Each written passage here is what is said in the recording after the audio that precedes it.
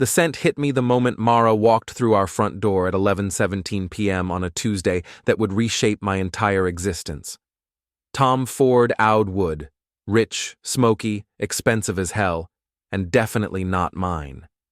I'd been married to Mara Solen for 14 years, and I knew every perfume in her collection. This wasn't one of them. "Hey babe," she said, dropping her purse by the door with practiced casualness. "Sorry I'm late. Drew gave me a ride home after the quarterly review ran long." Drew Halden, her boss, the golden boy of Halden Industries, heir to a manufacturing empire worth more than most small countries. I'd met him twice at company parties, the kind of guy who wore $1,000 suits and treated everyone else like they were there for his entertainment. "That was kind of him," I replied, watching her movements. 14 years of marriage teaches you to read the subtle signs. The way she avoided eye contact, how her fingers trembled slightly as she poured herself a glass of wine from the bottle we'd opened Sunday night. The careful way she smoothed her silk blouse, as if checking that everything was still in place. Mara was beautiful, had always been beautiful. At 38, she still turned heads when we walked into restaurants. Auburn hair that caught light like copper wire, green eyes that could convince you of anything, and a smile that had made me forget my own name the first time I saw it at a Treasury Department mixer 15 years ago. But tonight, something was different. The expensive cologne clinging to her clothes wasn't the only thing out of place.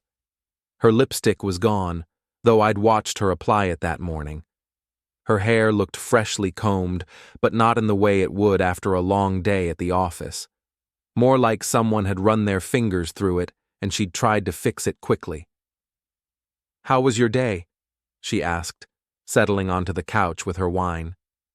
Normal question, normal tone, but her leg bounced slightly, a nervous habit she'd had since college. "Same as always," I said. "Forensic accounting isn't exactly thrilling. Found some interesting discrepancies in the Morrison Industries audit, but nothing that won't sort itself out." That was mostly true. I worked for the Treasury Department's Financial Crimes Enforcement Network, specializing in corporate fraud investigations. It was detail-oriented work that required patience and an ability to spot patterns others missed. Skills that, as it turned out, translated surprisingly well to other areas of life. "That's nice, honey." She was scrolling through her phone now, thumb moving rapidly across the screen. Texting someone. At 11:30 p.m., I excused myself to the kitchen, ostensibly to get a beer, but really to think. The rational part of my brain, the part that analyzed financial data for a living, was already connecting dots I didn't want to see. Late nights at the office had become more frequent over the past 3 months. New clothes that were just a little too nice for her salary. And now this cologne, expensive enough that I could probably trace the purchase if I really wanted to. But I didn't want to. Not yet. When I returned to the living room, Mara was heading upstairs. "I'm exhausted," she said without looking back. "Don't stay up too late." I waited until I heard the shower running, then walked outside to check something I'd been putting off. 6 months ago, after our neighbor's car got broken into, I'd installed a dashcam system with motion detection. It recorded everything that happened in our driveway, uploading footage to a cloud server I'd set up for security purposes. The app on my phone showed 17 motion alerts from today. Most were deliveries, our cat wandering around, the usual suburban activity. But alert number 14, time-stamped at 9:43 p.m., showed a black Mercedes S-Class pulling into our driveway. I knew that car. I'd seen it in the executive parking section at Halden Industries during the 2 company events Mara had dragged me to.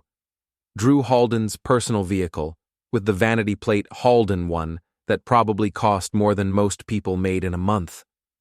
The footage showed the Mercedes parked in our driveway for exactly 47 minutes.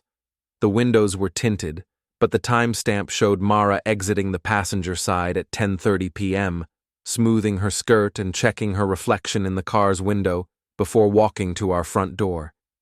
She'd stood there for almost 2 full minutes before coming inside, as if composing herself.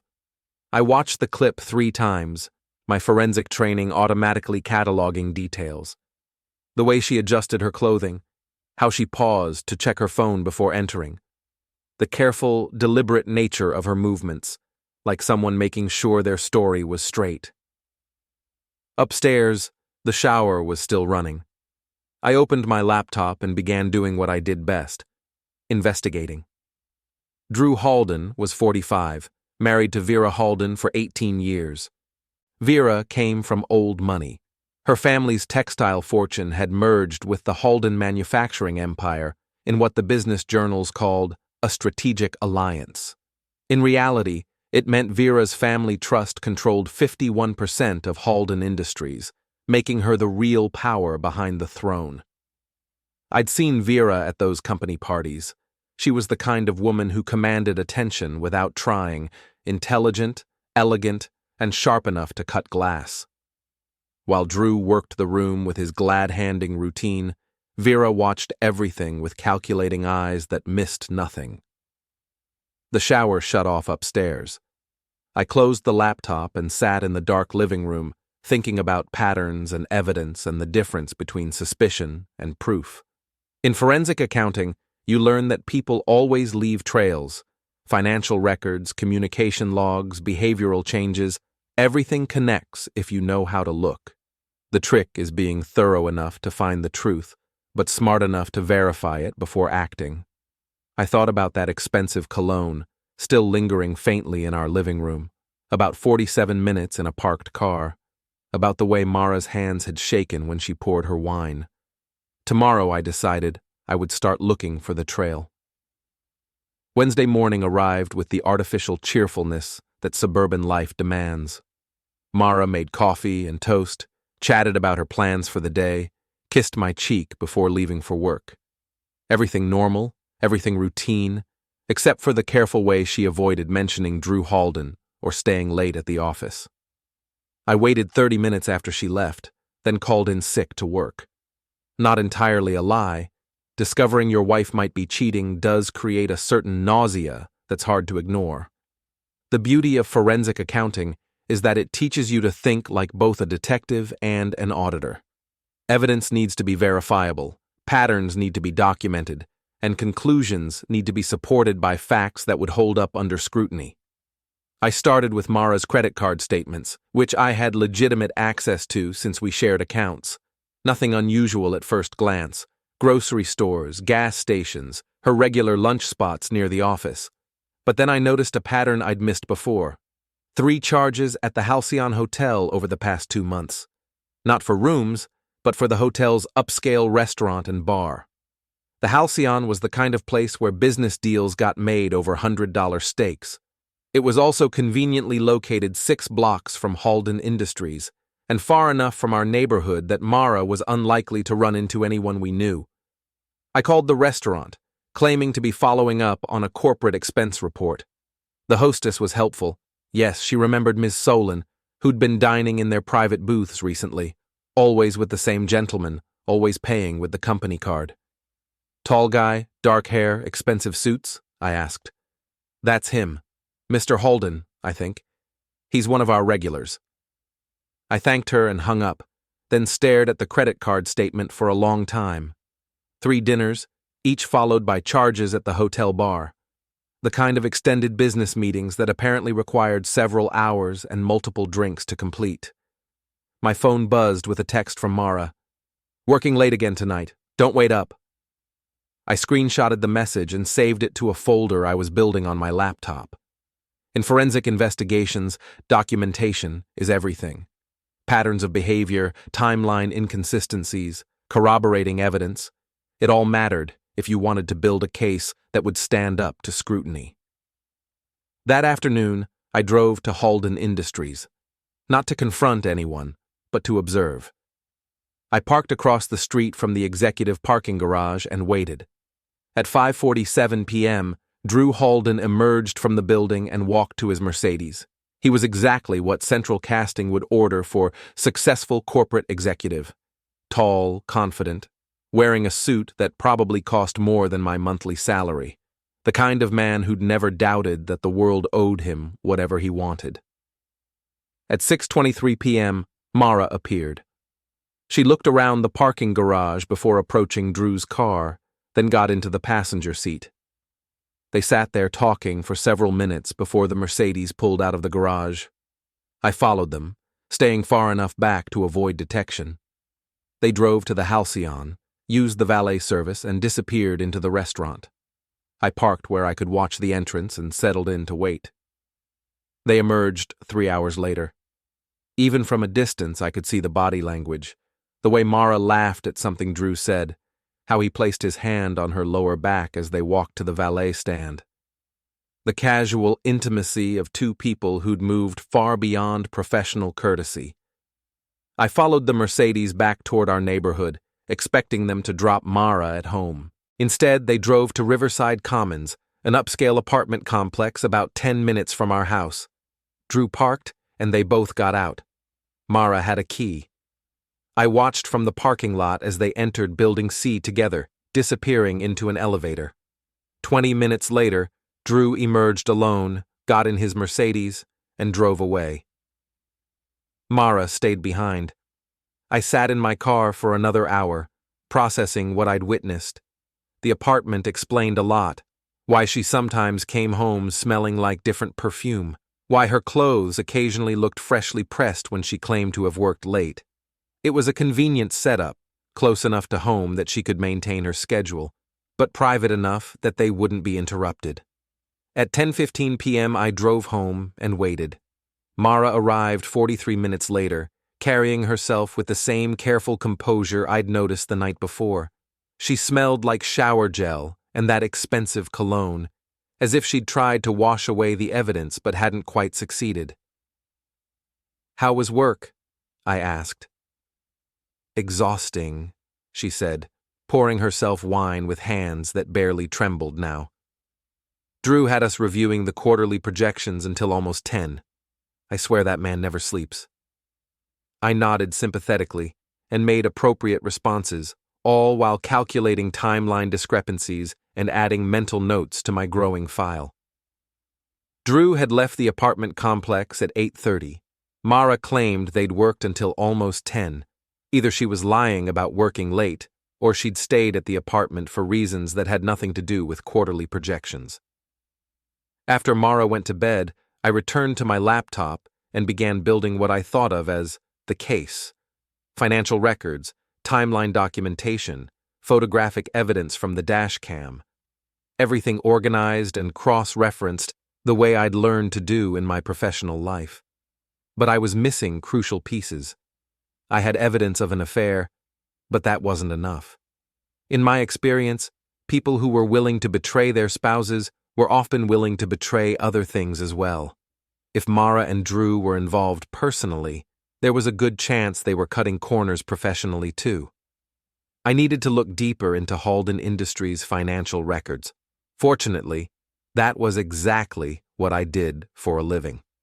The next morning, I called my supervisor and requested assignment to a routine audit of companies with federal contracts. Halden Industries had several Defense Department contracts worth millions of dollars, making them a legitimate target for review. "Any particular reason you're interested in Halden?" my supervisor asked. "They've been flagged for some unusual transaction patterns," I said, which was true enough. I'd noticed irregularities in their federal filings that warranted investigation. "Fine, but keep it routine unless you find something significant." I spent the next 3 days diving into Halden Industries' financial records, and what I found was more interesting than I'd expected. The company was profitable, but there were discrepancies in their accounts that suggested either incompetence or deliberate manipulation. Several large payments had been processed through Mara's department over the past 6 months, transfers that were properly authorized but routed through accounts that didn't quite make sense. Nothing obviously illegal, but enough unusual activity to warrant closer examination. Then I found it. $2.3 million in federal contract payments that had been diverted through a series of shell companies before eventually landing in offshore accounts. The transactions were sophisticated enough to pass casual inspection, but detailed analysis revealed they were essentially elaborate theft. Every single transfer had been authorized using Mara's login credentials. I sat back in my office chair, staring at the evidence on my screen. My wife wasn't just having an affair with her boss. She was helping him embezzle federal contract money. The personal betrayal had just become a federal crime. That evening, I made a decision that would change everything. Instead of confronting Mara directly, I decided to contact someone who had even more to lose from Drew Halden's behavior: his wife. Finding Vera Halden's contact information took some creative research, but forensic accountants develop useful skills in tracking down information that people prefer to keep private. She had a personal email address she used for her charitable foundation work, and I sent her a carefully worded message. Mrs. Halden, I believe there are some financial irregularities at your husband's company that you should be aware of. I also have some personal information that might interest you. Would you be available to meet privately? I attached a single screenshot from the dashcam footage, Drew's Mercedes in my driveway, time-stamped and clear enough to be unmistakable. Her response came within 2 hours. Tomorrow 2 p.m., Cafe Luna downtown. Come alone. Cafe Luna was the kind of upscale coffee shop where business deals and personal conversations could happen without attracting attention. I arrived early and chose a corner table where we could talk privately. Vera Halden arrived exactly on time, and I recognized her immediately from the company parties. She was striking in the way that came from good genetics, expensive clothes, and absolute confidence in her own authority. Her dark hair was pulled back in a style that suggested she had more important things to think about than appearance, but every detail was perfect anyway. Mr. Corvin, she said, sitting across from me without preamble. Show me what you have. I slid a tablet across the table with the dashcam footage queued up.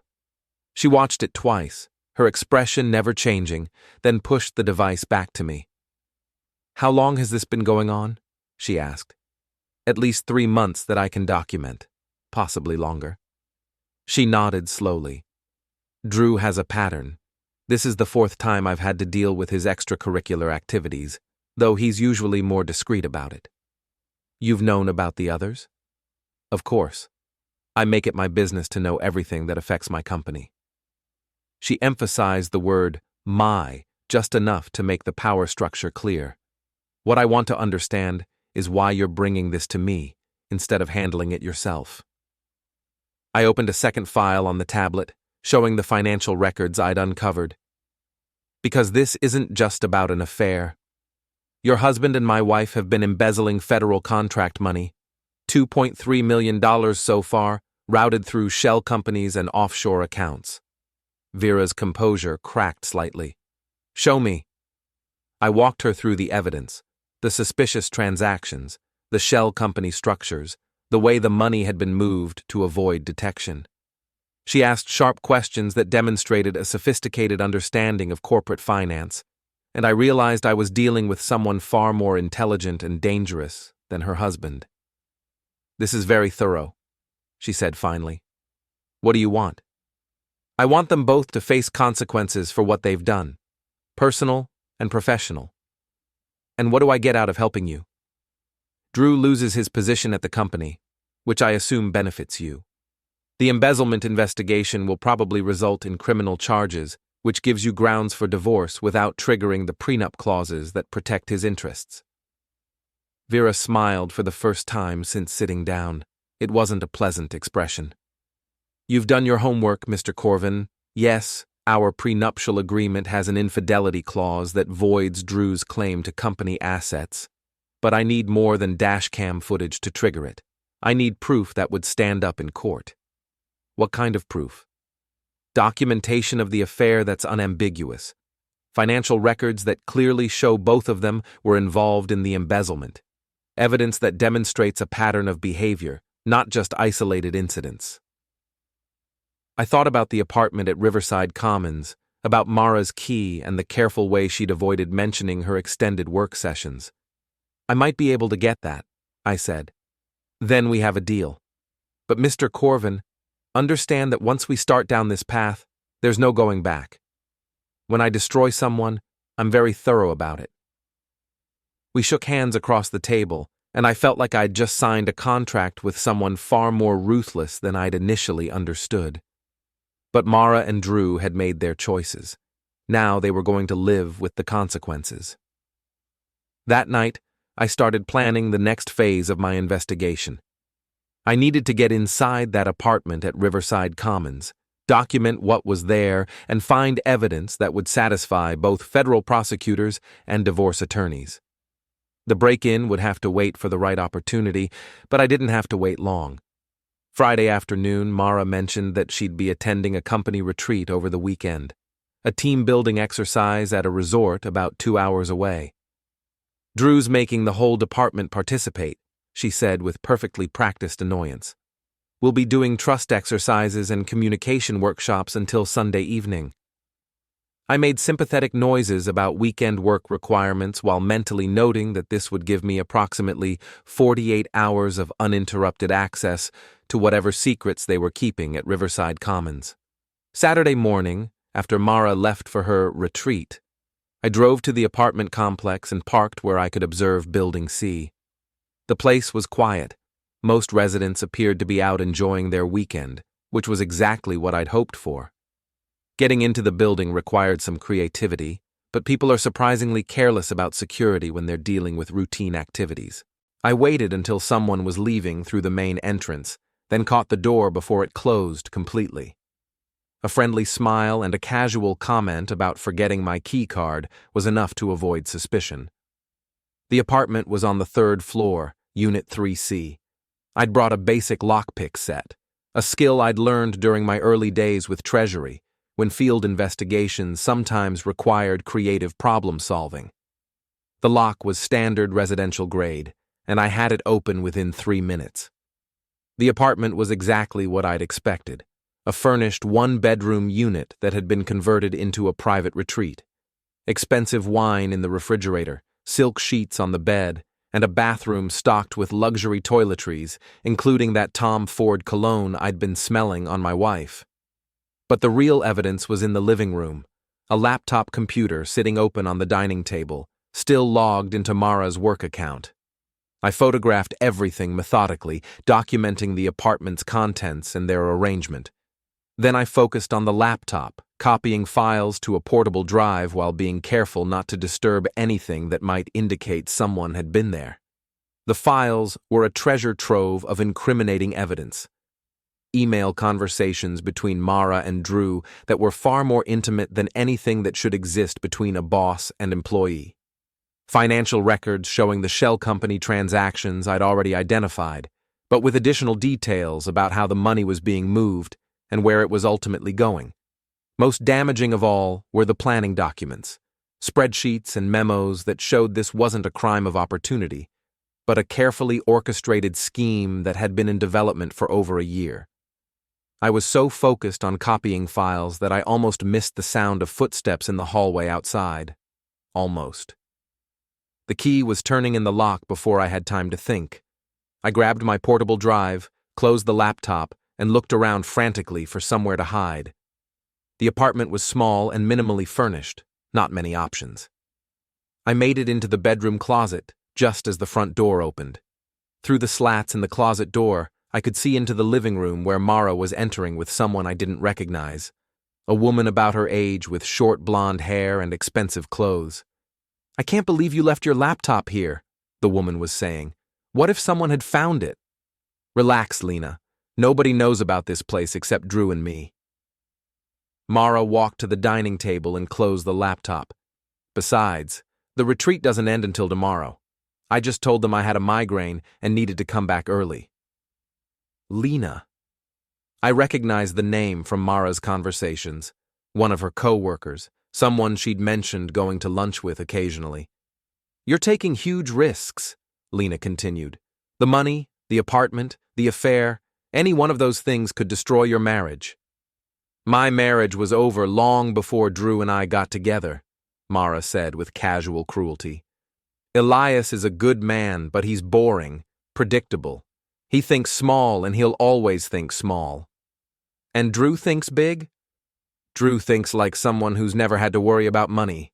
He sees opportunities where other people see risks.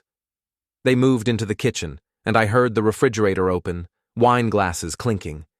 I used the opportunity to move closer to the closet door, trying to hear more of their conversation. "How much longer do you think you can keep this up?" Lena asked. "Not much longer. Drew's talking about leaving Vera and making this official. Once that happens, I'll file for divorce and we can stop sneaking around." "What about the money you've been moving? That's not going to just disappear." "That's the beauty of it. By the time anyone notices the discrepancies, Drew and I will be long gone. We've got enough in the offshore accounts to disappear completely if we need to."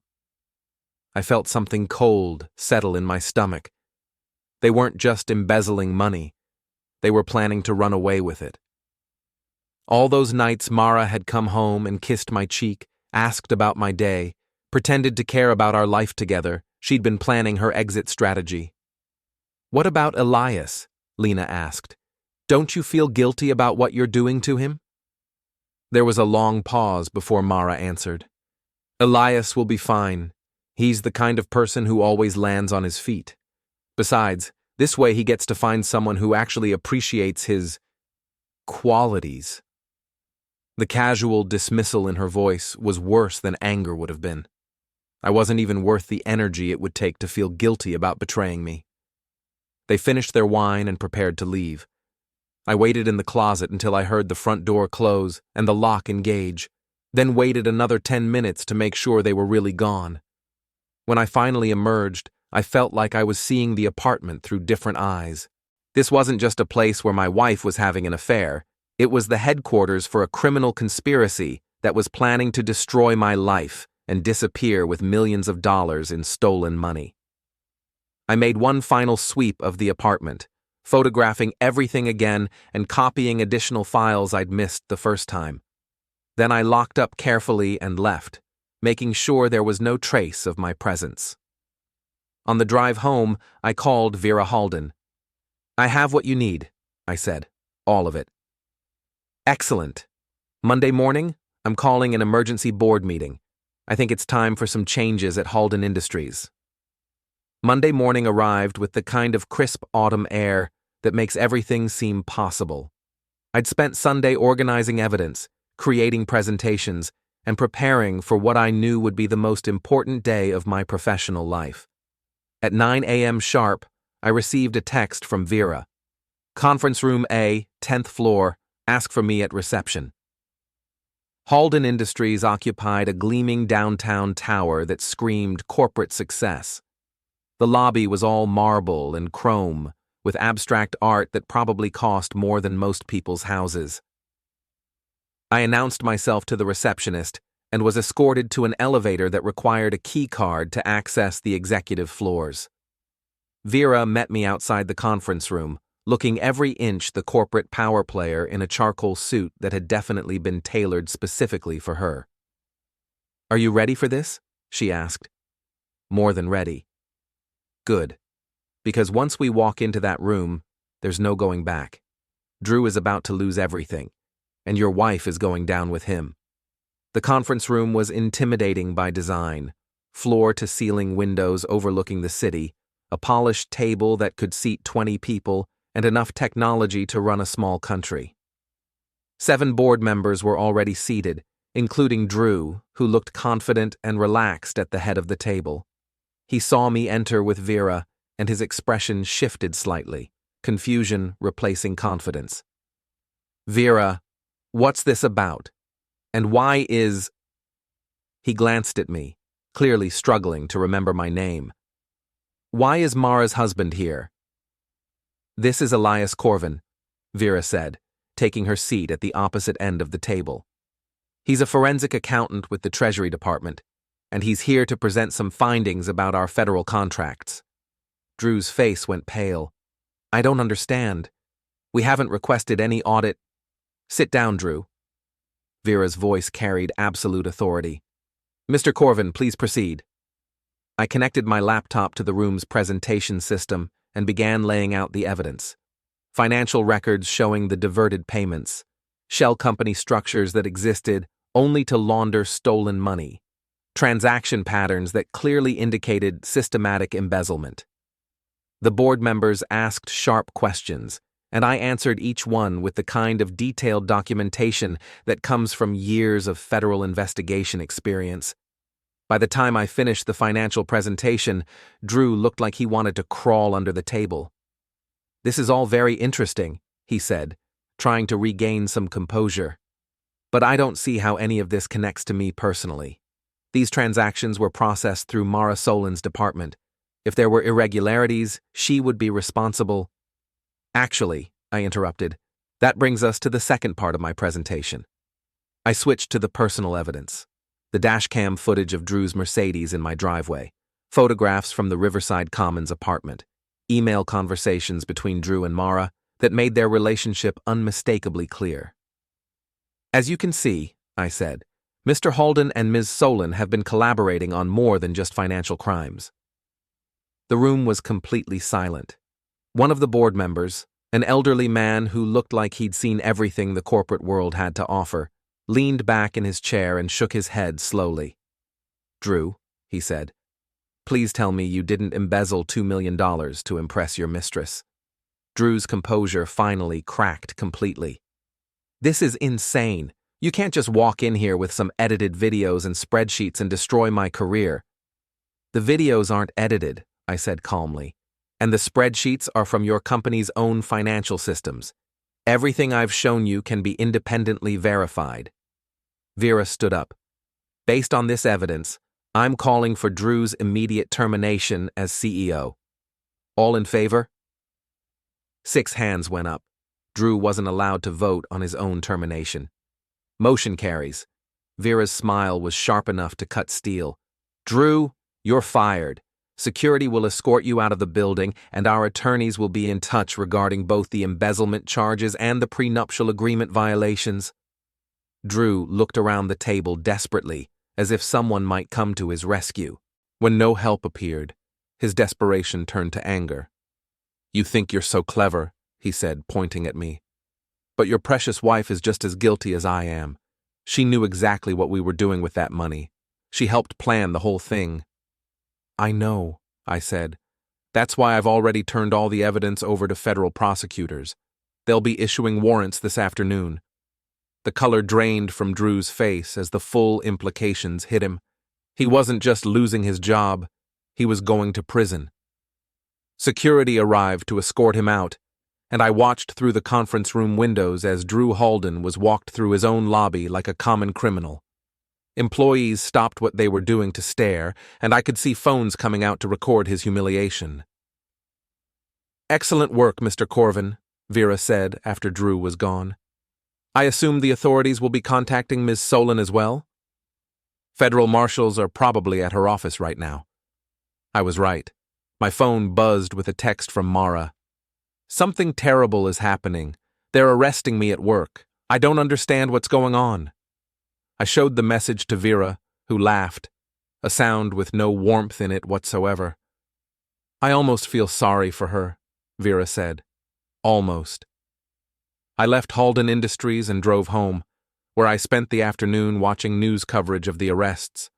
Both Drew and Mara were led out of their respective buildings in handcuffs, and the local business reporters were having a field day with the story of corporate embezzlement and executive adultery. My phone rang constantly, reporters wanting comments, neighbors asking if I was okay, Mara's friends demanding to know what was happening. I ignored most of the calls, but I did answer when my lawyer called to confirm that the divorce papers had been filed and that Mara's assets were being frozen pending the criminal investigation. That evening, I sat in my living room with a beer and thought about the events of the day. 6 months ago, I'd been a happily married man who trusted his wife and believed in the basic fairness of the world. Now I was divorced, my wife was in federal custody, and I'd helped destroy 2 people's lives. I should have felt guilty. Instead, I felt satisfied in a way that surprised me. Mara and Drew had made their choices.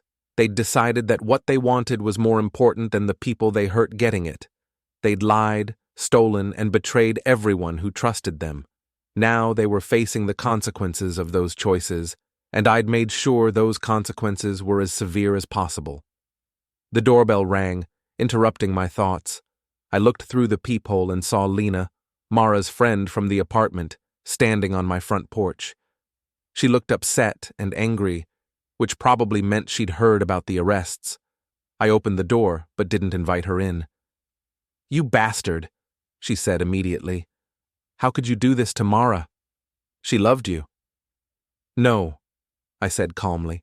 "She didn't. I heard her tell you exactly what she thought of me, remember? I was boring and predictable and someone she was planning to abandon anyway." Lena's eyes widened. "You were at the apartment?" "Saturday afternoon.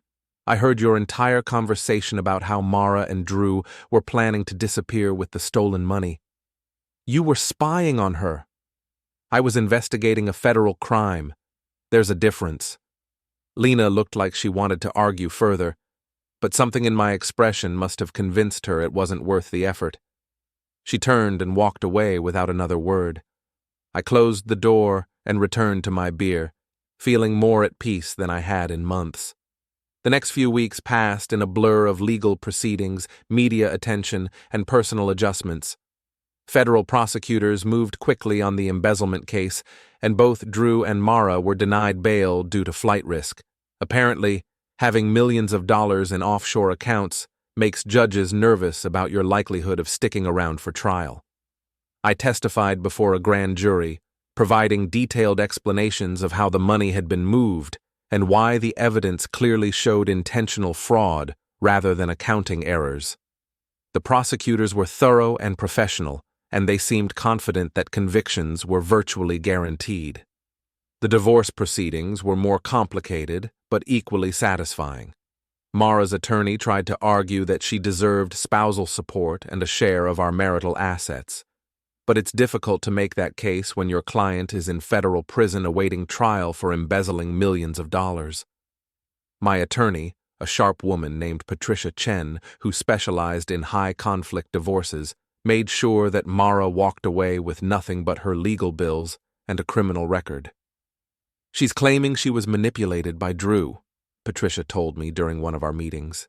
"Says he convinced her to help with the embezzlement by promising to leave his wife and marry her." "Is that going to work?" "Not likely. The evidence shows she was an active participant who helped plan the scheme. Plus, the affair undermines any claim that she was an innocent victim. The media coverage was intense, but generally favorable to me. The story had everything reporters loved: corporate corruption, adultery, betrayal, and a wronged husband who'd fought back using intelligence rather than violence. I gave a few interviews, always emphasizing that I'd simply done what any citizen should do when they discover federal crimes. Vera Halden proved to be as ruthless as she'd promised. Within a month of Drew's termination, she'd restructured the entire company, fired everyone who'd been loyal to her husband, and implemented new financial controls that made future embezzlement virtually impossible. She also filed for divorce, using the evidence I'd provided to void every protection Drew had negotiated in their prenuptial agreement. He was going to lose his freedom, his fortune, and his family all at the same time. "I wanted to thank you," she said, when she called to update me on the corporate restructuring. "Drew had been stealing from my company for years, in various ways. You gave me the tools to finally stop him permanently. What do you think will happen to them?" "Drew will probably get 15 to 20 years. Mara might get a lighter sentence if she cooperates, but she'll still do significant time. Either way, they'll both be financially ruined and unemployable when they get out." The trials began 6 months later. Drew's attorney tried to claim that he'd been embezzling money to fund a gambling addiction, but the evidence of systematic planning and the offshore accounts made that defense laughable. The jury convicted him on all charges, and the judge sentenced him to 18 years in federal prison. Mara's trial was more dramatic.